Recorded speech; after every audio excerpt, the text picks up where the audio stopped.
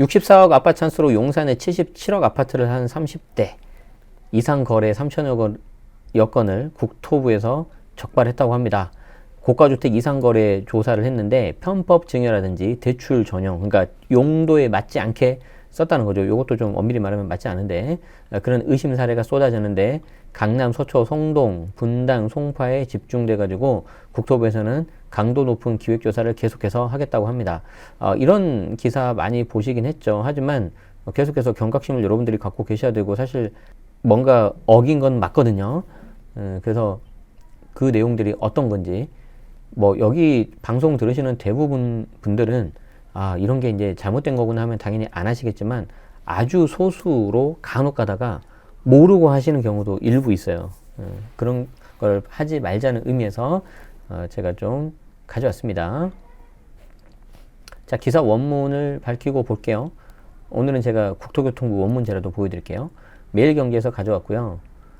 2022년 3월 2일자, 그러니까 오늘 바로 보도자료 나온 겁니다. 그래서 조금 전에 제가 읽었던 게 이제 헤드라인 그리고 서머리였죠. 참고로 원문, 보도자료 원문은 제가 어떻게 보는지 알려드릴 건데 일단 검색창에서 국토교통부에 가시고요. 여기서 뉴스 소식을 이렇게 딱 하면 여기 보도자료가 있어요. 그래서 여기 전체를 클릭을 하면 이렇게 나옵니다. 전국 고가주택 실거래 상시조사 결과 발표 여기 나오죠. 그래서 이거 딱 누르면은 이렇게 나와요. 전국 고가주택 실거래 상시조사 결과 발표. 그래서 이거를 한글 파일이 있고 PDF 파일이 있는데 똑같습니다. 그래서 이제 뷰어가 없으신 분들을 위해서 이렇게 PDF하고 한글 파일 두 개를 올려 놓은 거거든요. 그래서 여러분들 원하시는 거 하나만 받아가지고 이렇게 보면은 나오는데 이렇게 바로 보기 누르면은 이렇게 쫙 나와요. 그래서 요 보도 자료를 중심으로 해가지고 쓴 기사라고 보시면 됩니다. 네. 자, 보겠습니다. 서울 강남 등지의 고가 아파트를 구입하면서 부친이 대표로 있는 법인의 돈을 사용하고 기업자금 대출금을 전용하는 등 위법 행위로 의심되는 사례가 무더기로 적발됐다. 그러니까 최종 불법 여부 판단은 관련 기관에서 하는 거고요. 그 앞단에서 1차적으로 조사하는 기관을 이제 국토부라고 보시면 돼요. 그래서 국토부에서 이거는 의심이 된다, 문제가 있다 하면은 뭐 국세청 아니면 금융위원회 아니면 심지어 뭐 경찰청 이런 데로 보내요. 그럼 거기에서 최종 그걸 보고 이렇게 잡아낸다는 거죠. 이제 사례를 볼게요. 서울 용산에 있는 아파트인데 77억 5천만 원을 매수하면서 64억을 불법 증여받은 것으로 의심되는 대담한 사례가 있었다. 우리 아까 어떤 분이 채팅창에도 남기셨지만 정말 간도 크죠. 이게 7억 5천이 아니고 77억 5천이 77억 5천. 그런데 그 중에 64억, 이제 대부분에 해당되는 금액 64억을 아마 불법으로 증여받은 것 같다. 그러니까 불법으로 증여받았다는 거는 증여 자체가 불법이 아니고 증여를 받으면 거기에 대해서 세금 신고를 해야 되잖아요. 근데 그걸 안 했다는 거죠.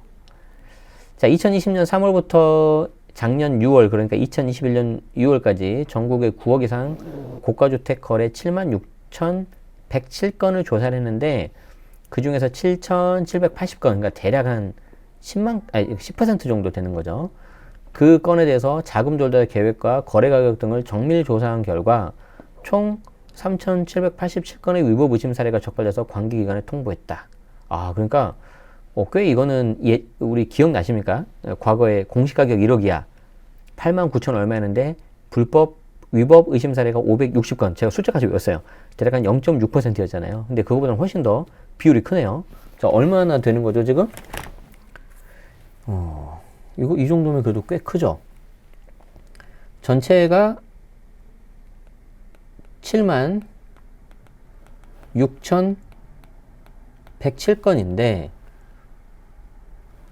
여기서 이제 이상 거래라고 나온 거죠. 이거 뭔가 이상하다. 그렇게 나온 게 7,780.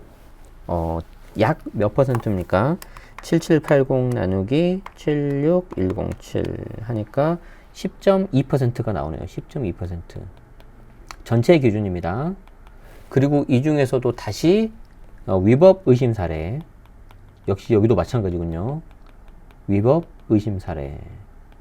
이게 몇 건이 나오죠? 3,787건. 그럼 전체 76,107건 대비 얼마죠? 3787 나누기 76107 해보니까 4.9% 나오네요. 그래도 0.6%보다는 낮군요. 자, 이렇게 나오는데 여기서 중요한 게 뭐예요, 여러분? 이걸 뭘 근거로 했다는 겁니까? 자금 조달 계획서 그리고 거래 가격, 이 두 개를 가지고 정밀 조사했다는 거죠. 그래서 특히 이 자금 조달 계획서가 써보신 분들 아시겠지만 어설프게 쓰시면 안 돼요. 어설프게 쓰시면 안 되고 그냥 있는 그대로 쓰셔야 되고, 우리 작년에도 한 두 번 정도 우리 김종석 세무사님이 강의를 해주셨는데, 그러고 보니까 한번 다시 또 모셔야 되겠네요. 이 자금 조달 계획서는 그냥 있는 그대로 쓰시는 겁니다. 그리고 이제 혹시 이런 식으로 해가지고 소명하라고 연락 오면은 그냥 있는 그대로 내가 말해야 될 거 아니에요. 그쵸? 거기서 이제 하나 좀 하는 순간 이게 막 꼬이고 그럴 수 있는데, 막 금액이, 물론 이제 원칙은 다 맞춰야 되는데, 이 77억에 10분의 1인 막 7억 가지고도 막 되게 벌벌 떨어요. 그러니까, 물론, 당연히 그 정해진 법 내에서 해야 되는 건 당연한 건데, 너무 여러분들이 막 이렇게 좀 위축되시는 것 같아서 그게 좀 보니까 안타까웠어요. 물론 그렇다고 이렇게 하자는 건 아니에요. 자, 적발된 사례를 보면 3,787건 중에서 편법 증여 의심 사례가 2,248건이 제일 많죠.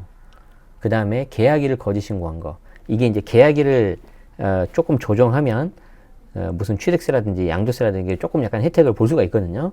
그런데 늘 말씀드리지만 계약서 작성하고 계약금이 간 날이 일치해야 돼요. 이게 두 개가 맞아야 돼요. 그러니까 이제 계약서는 100번 양보해서 좀 날짜를 상대방하고 좀 다르게 작성할 수는 있겠지만, 계좌 이체된 부분에서 증빙을 제대로 못하면 이건 이제 문제 되거든요. 646건. 그리고 대출 용도 이외에 유용한 건, 그러니까 사업자가 대출로 받았는데 그걸 정말 사업 자금으로 쓰지 않고 그냥 뭐 집을 사는데 써버렸다든지 아니면 다른 투자용으로 써버렸다든지 그렇게 했다는 거죠. 근데 46건, 물론 잘못한 거지만 생각했던 것보다는 그렇게 많지는 않다, 저는 그렇게 생각을 합니다. 그러니까 더 직접적으로 말씀드리자면 알아내기가 쉽지 않아요, 이게. 그리고 주택 가격을 높이거나 낮춰서 신고한 업 다운 계약 22건. 이것도 생각보다 적네요. 이게 말처럼 이게 잡아내기가 쉽지는 않다는 거죠. 그리고 법인 자금 유용. 야, 이거는 11건밖에 안 된다고. 왜냐하면 이게 법인 자금은 진짜 뭔가 이렇게 좀 불분명하면 다 연락 오는데, 심지어 이제 저도 이제 기장 맡기면 기장 해주시는 그 세무사 사무실 직원분이 맨날 연락 와요. 대표님 이거 몇만 원 비는데 이거 뭐예요? 막 그러고, 그럼 제가 현금 영수증 처리해야 되는데 안 했네요. 막 그러든지 막 그랬어야 되는데 11건이라. 그리고 이제 법인 명의 신탁 3건, 불법 전매 2건, 이런 거였다. 대표적인 사례 몇 가지 좀 보죠. 자, 편법 증여 의심 사례 중에서 가장 규모가 큰 게 용산구에서 나왔다. 저는 어떤 게 보이냐면 편법 증여가 보이는 게 아니라 용산이 보더라고요. 용산이. 서울의 미래가 용산에 있구나. 저는 약간 그 생각했습니다. 방금 제가 하나 찍어드렸습니다. 특정 지역 단지 원래 말 안 하는데 알아서 들으세요. 네, 그만큼 인기가 많다는 거죠. 용산, 나중에 이제 미래가 됐을 때 보면 용산 좋지 않을까요? 자, 30대 A씨는 용산의 한 아파트를 77억 5천만 원에 매수를 하는데, 그 자금조달 계획서 당연히 쓰잖아요. 규제지역이니까. 규제지역은 참고로 자금조달 계획서 무조건 쓰는 거고요. 금액 상관없이. 비규제지역은 실거래가 6억 넘으면 씁니다. 자, 그래서 77억 5천만 원짜리를 사면서 자금조달 계획서 썼는데 12억 5천만 원에 대해서는 소명이 됐는데 64억에 대해서 납득할 만한 설명 못 내놨다는 거예요. 자, 그러면은 일단 이걸 누가 잡았어요? 국토부에서 잡았죠. 그럼 국토부에서 이게 편법 증여인지 아닌지 판단을 못해요. 근데 그렇지만 강하게 의심이 된다는 거잖아요. 그럼 이거를 잘 아는 선수한테 넘겨요. 선수한테. 선수가 누구예요? 국세청이죠. 국세청. 그래서 국세청에 이제 통보합니다. 그 역할, 교통정리해주는 역할을 국토부에서 한다고 생각을 하시면 됩니다.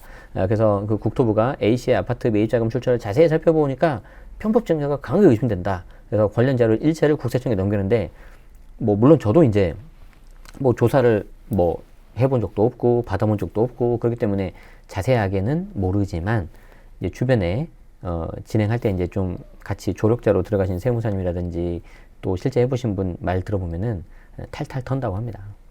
탈탈.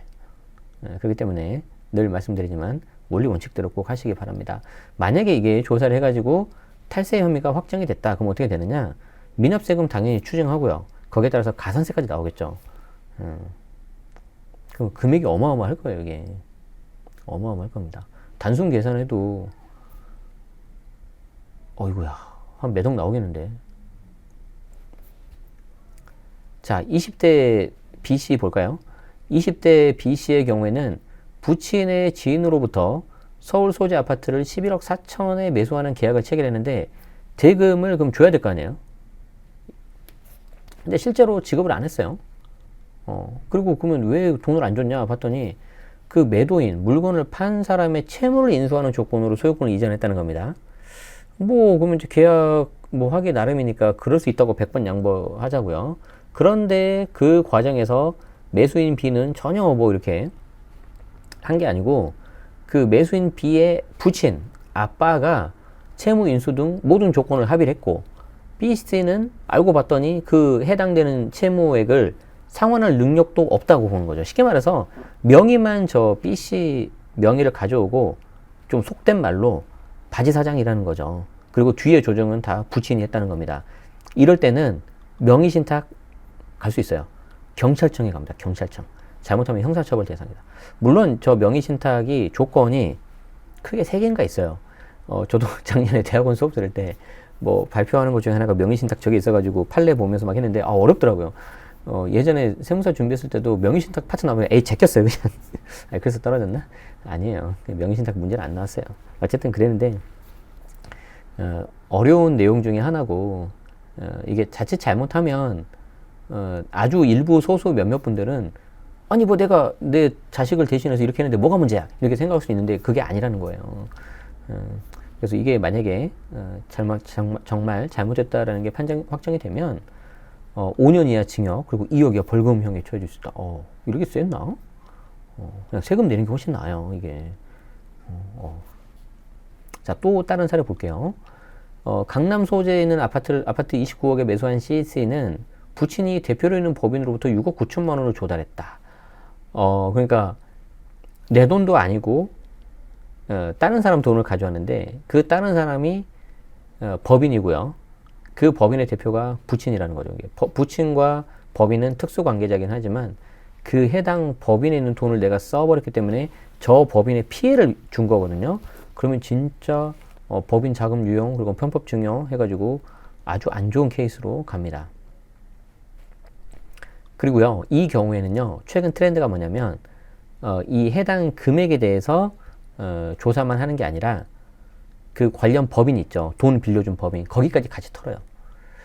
그러니까 이거는 좀 보면 좋겠다. 여기 나오네요. 여기 나오네요. 딱 마침 나오네. 여기 나오죠. 부산인가? 여기 강남 소재 아파트라고 그러는데 여기? 강남 소재 29억. 부산 소재 29억. 뭐야? 둘 중에 하나가 틀렸는데 당연히 정부 자료를 믿어야 되지 않겠습니까?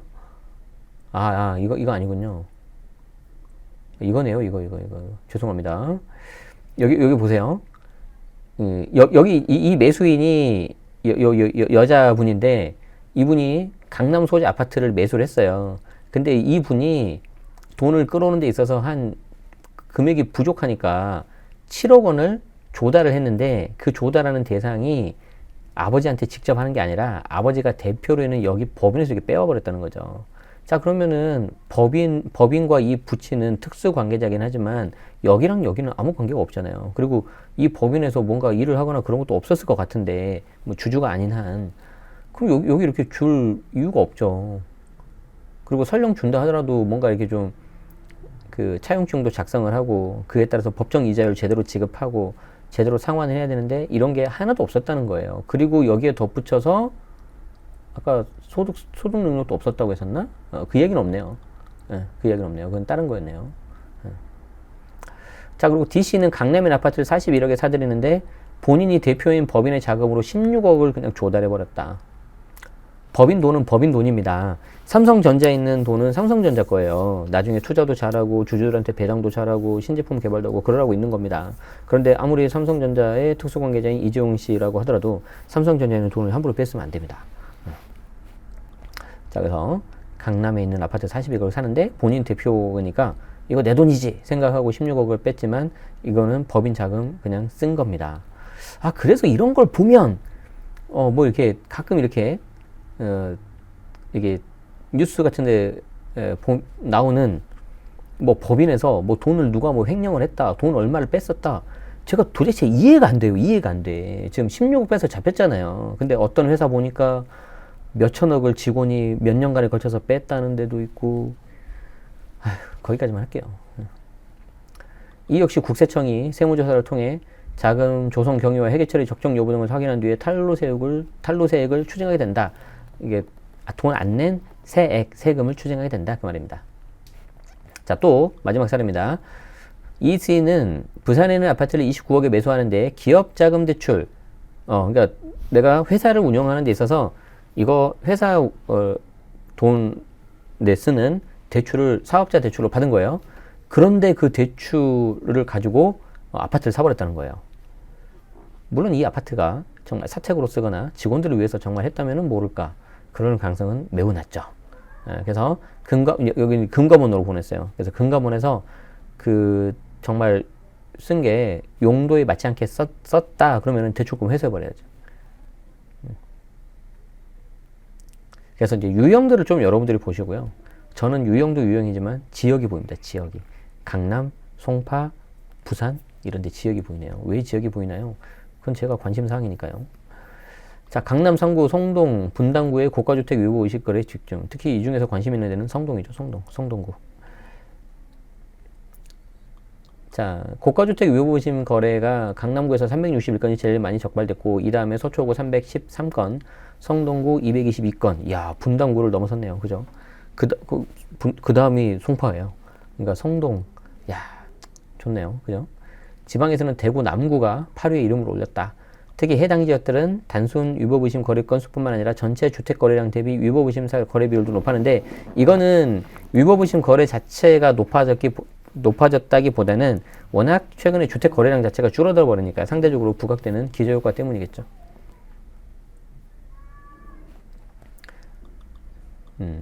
자, 그리고 제가 여기서 또 하나 말씀드리고 싶은 게 이건데 증여에 있어서 특히 이제 제 주변에 많은 세무사님들 저도 이제 뭐 조언도 받고 많이 물어보기도 하고 배우고 그러는데요. 그분들이 정말 강조하시는 게 딱 하나가 있어요. 정말 그 증여를 할 때는 수중자, 그러니까 그 혜택을 받는 자녀들이 제발 좀 소득 능력이 좀 어느 정도 갖춰져야 된다. 근데 그게 안 된 상태에서 막 증여하는 거 좀 진짜 조심해라. 뭐 현금 증여는 상관이 없는데 뭐 예를 들어서 어차피 내가 5천만 원 증여할 거니까 5천만 원짜리 갭 투자를 막 한 거예요. 근데 이게 좀 저는 별로 저도 좋다고 생각 안 하거든요. 정서상으로도 좀 그렇고 나중에 이제 그 집도 보유세가 나오잖아요. 그럼 보유세 나오면은 그래도 몇십만 원 나올 텐데 자녀가 미성년자 소득 없는데 그거 내는 것도 좀 부담되고 설상가상으로 만약에 역전세 맞아봐요. 그럼 돈 1, 2천만 원 내가 보증금 내줘야 하는데 무슨 돈이 있어요. 그럼 자기가 또 증여받아서 재차 증여 또 해줘요. 그래서 여기 보면 편법증여 의심 경우에 30대가 제일 많았고 이게 30대에는 물론 성인이긴 한데 요 나이 대비해서 소득 능력이 좀 정해져 있을 거 아니에요. 근데 그 소득 능력 대비 너무 과한 거 산 거야. 아까 우리 막 70몇 억짜리 사버렸잖아. 그리고 그 다음에 40대 50대가 493건. 그러니까 50대가 거의 정점에서 많이 번다고 생각하시면 됩니다. 네, 그리고 20대 170건이다. 요거는 이제 좀 건수가 작으니까 그렇겠죠. 그리고 이제 미성년자 거래 중에도 2건의 편법증 의심 사례가 있었는데 비록 2건이지만 뭐 적발된 것 자체는 2건이지만 좀 여러분들은 좀 그냥 개인적으로는 많이 안 하셨으면 좋겠고 설령 하신다고 하면은 굳이 한다면 공동명의를 하시는 게 어떨까? 그 부모랑 그래서 남편 50, 뭐 자녀 50, 아내 50, 뭐 자녀 50. 뭐 그렇게 좀 하는 게 저는 어떨까 싶습니다. 미성년자 중 가장 어린 5세 어린이가 조부모로부터 할아버지 할머니로부터 5억을 받았고 17세 청소년은 부모로부터 14억을 편법으로 증여받아서 고가주택에 매입한 정황이 포착됐다. 다시 말씀드리지만 이 5억을 받고 14억을 받고 증여세 내면 아무 문제가 없어요. 아무 문제가 없는데 거기에 대해서 제대로 증여세를 안 냈다는 거죠. 그래서 이제 편법으로 이렇게 했다는 겁니다. 증여 자체가 문제가 되는 건 아닙니다. 물론 지금 증여세 기준이 뭐 지금 굉장히 오래됐잖아요. 제가 알기로는 20년 됐나? 그러니까 그 외의 기준이 아직까지도 안 변하고 현실에 좀 맞지 않냐라는 것도 또 다른 문제예요. 그죠?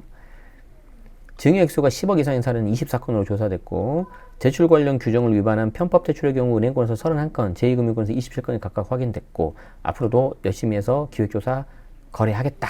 뭐 이거는 뭐 이제 다들 들은 얘기이기 때문에 생략하도록 하겠습니다. 그래서 여러분들이 좀 더 관심 있으신 분은 여기 국토교통부 가셔서 뉴스 소식 요거 넘어가서 요거 자료 원문을 좀 보시면은 좋겠습니다. 그래서 이것도 보시고 배우고요. 이런 것들이 좀 문제가 될 수 있겠구나. 그러니까 좀 보고 배우는 거죠. 내가 모르는 상태에서 나도 모르게 잘못된 일을 해버리면 안 되니까. 그래도 요즘에는 뭐 정보가 워낙 많이 빠르고 그래가지고 그런 분들은 많이 안 계신 것 같긴 해요. 그렇지만 혹시 모르니까 한 번 더 말씀드렸습니다. 네. 이제 이런 내용들은 주기적으로 계속해서 나오고 있기 때문에 여러분들 계속해서 업데이트 하시면서 이런 유형은 좀 조심해야 되겠다 생각하시면 좋을 것 같습니다. 네, 도움되셨다면 좋아요, 구독 부탁드리고요.